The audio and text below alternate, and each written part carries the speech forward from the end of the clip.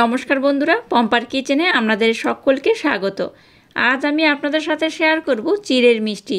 আটা, ময়দা, সুজি কিংবা ছানা এসব দিয়ে তো আমরা সব সময় মিষ্টি বানিয়ে থাকি, তবে আজ চিড়ে দিয়ে যে মিষ্টিটা বানাবো আমার মতো একবার বানিয়ে দেখবেন।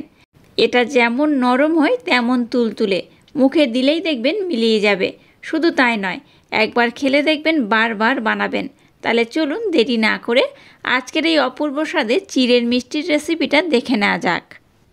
আজকের অপূর্ব স্বাদে চিড়ের যে মিষ্টি বানাবো তার জন্য দেখুন এই বাটির মাপ করে এক বাটি আমি চিড়ে নিয়েছি। এখানে 150 গ্রাম চিড়ে রয়েছে। আপনারা মিষ্টির পরিমাণ যদি বেশি বানান তাহলে চিড়ের পরিমাণটা কিন্তু বেশি নেবেন, আর কম বানালে কম করে নিতে পারেন। এবার দেখুন এখানে আমি জল দিয়ে দেব।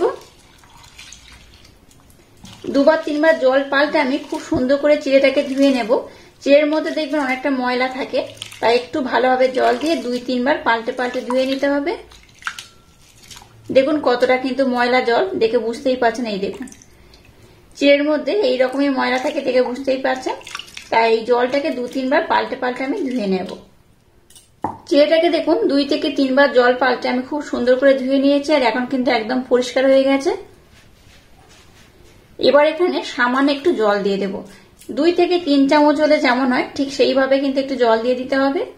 এই দেখুন কতটা জল দিয়েছি, দেখে বুঝতেই পারছেন। এই দেখুন এই রকম কিন্তু একদম অল্প করে জল দিয়ে এটাকে আমি 5 থেকে 7 মিনিটের জন্য রেস্টে রেখে দেব।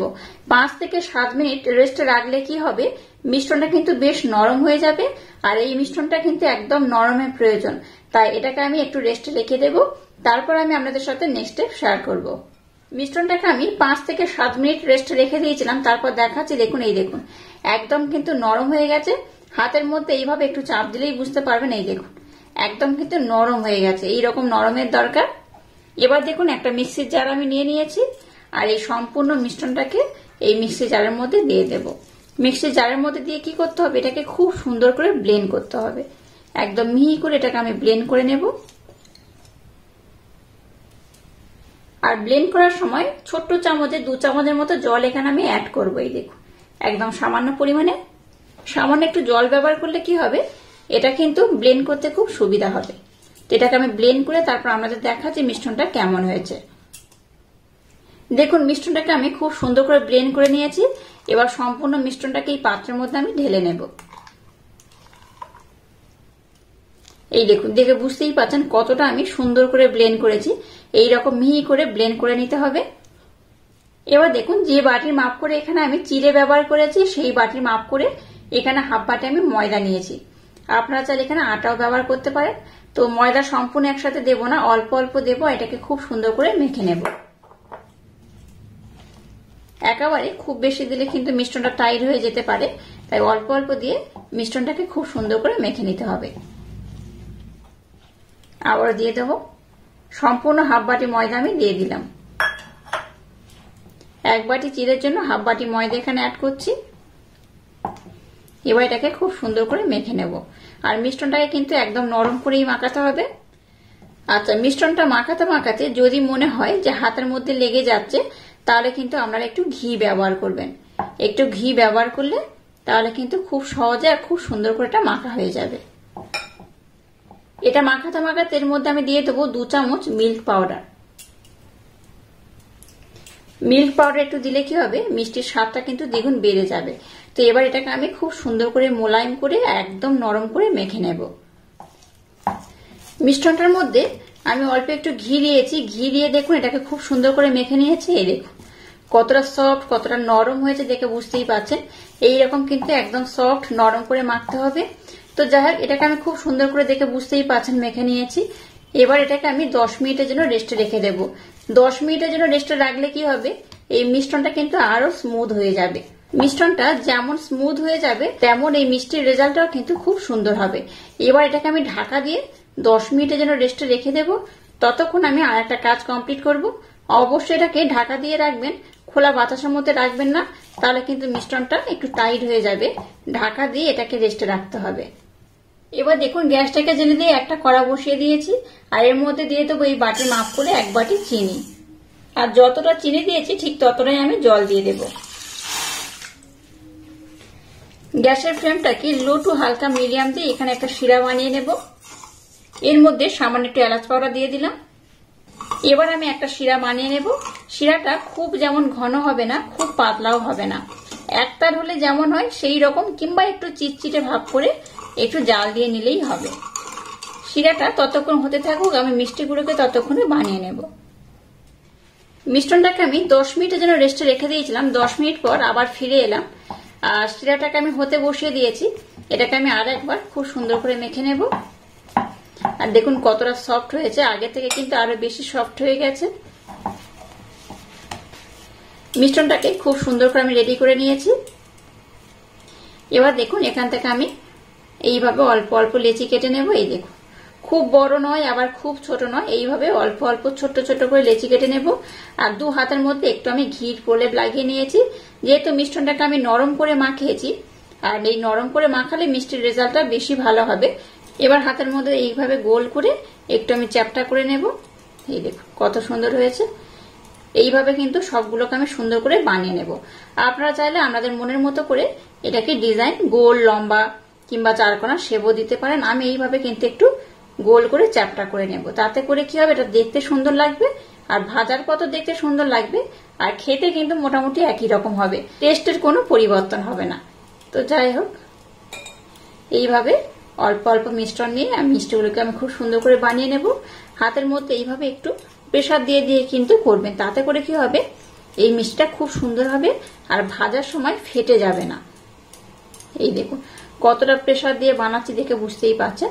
এইভাবে প্রেসার দিয়ে দিয়ে গোল করে আর এইভাবে চ্যাপটা করতে হবে। এই দেখুন কত সুন্দর হচ্ছে। আর এই একইভাবে কিন্তু সবগুলোকে আমি খুব সুন্দর করে বানিয়ে নেব।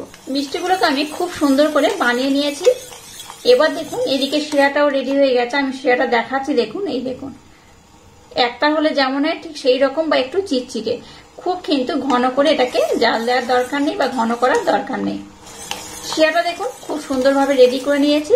এবার শিরাটাকে আমি ঢাকা দিয়ে রেখে দেব। ঢাকা দিয়ে রাখলে কি হবে, শিরাটা কিন্তু বেশ গরম থাকবে, ওই রকমই আমার দরকার। এবার এটাকে ঢাকা দিয়ে আমি রেখে দেব। এবার দেখুন গ্যাসটা জেলে দিয়ে একটা কড়া বসে কড়ার মধ্যে তেল দিয়ে দিয়েছি। তেলটাকে কিন্তু খুব বেশি গরম করবে না, একটু মিডিয়াম গরম করতে হবে। তারপর আমি মিষ্টিগুলোকে এর মধ্যে দিয়ে ভেজে নেব। তেলটাকে আমি মিডিয়াম গরম করে নিয়েছি। এবার যেগুলো মিষ্টির শেপ দিয়েছি সেগুলো তেলের মধ্যে দিয়ে দেব।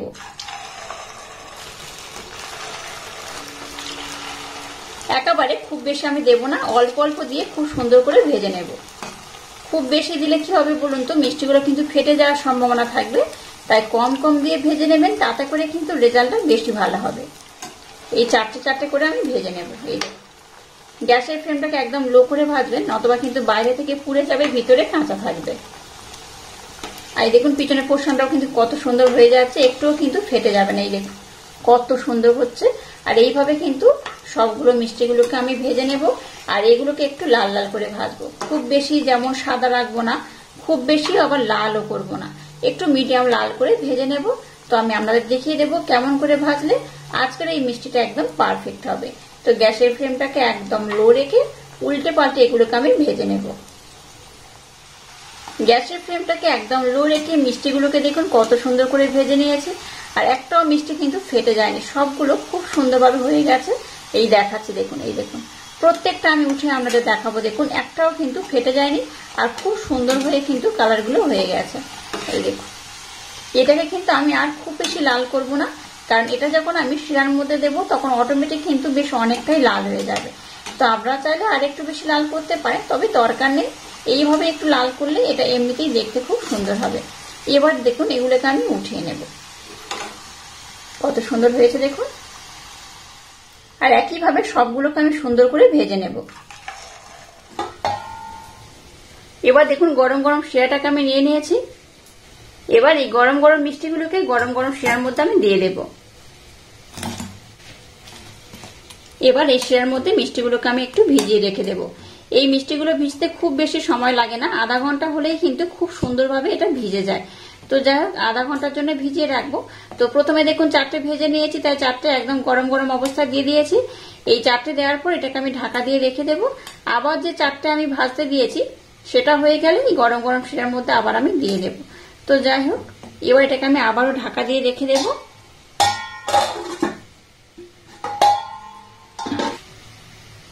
দেখুন মিষ্টিগুলো কিন্তু আগের থেকে বেশ নরম হয়ে গেছে, আগের থেকে অনেকটাই নরম হয়ে গেছে, দেখে বুঝতেই পারছেন। অবশিষ্ট মিষ্টিগুলোকে আবার এখানে দিয়ে দেব। সবগুলোকে দেখুন দিয়ে দিয়েছি। এবার এটাকে আমি আধা ঘন্টার জন্য রেখে দেব। আগের গুলো যেহেতু দিয়েছি একটু আগে, এগুলো একটু পরে দিয়েছি, তাও আমি আধা ঘন্টার জন্য এবার রেস্টে রেখে দেব। আধা ঘন্টা পর আমি আপনাদের দেখাবো মিষ্টিগুলো কত সুন্দর হয়েছে। মিষ্টিগুলোকে দেখুন 1 ঘন্টার জন্য আমি ভিজে রেখে দিয়েছিলাম। এটা দেখুন চিনির শিরাটা অ্যাবজর্ব করে কতটা ফুলে গেছে।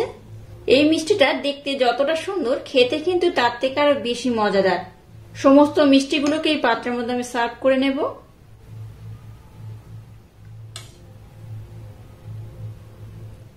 মিষ্টিগুলোকে দেখুন আমি খুব সুন্দরভাবে প্লেটের মধ্যে সার্ভ করে নিয়েছি। এবার এটাকে আমি খুব সুন্দর করে ডেকোরেশন করে দেব।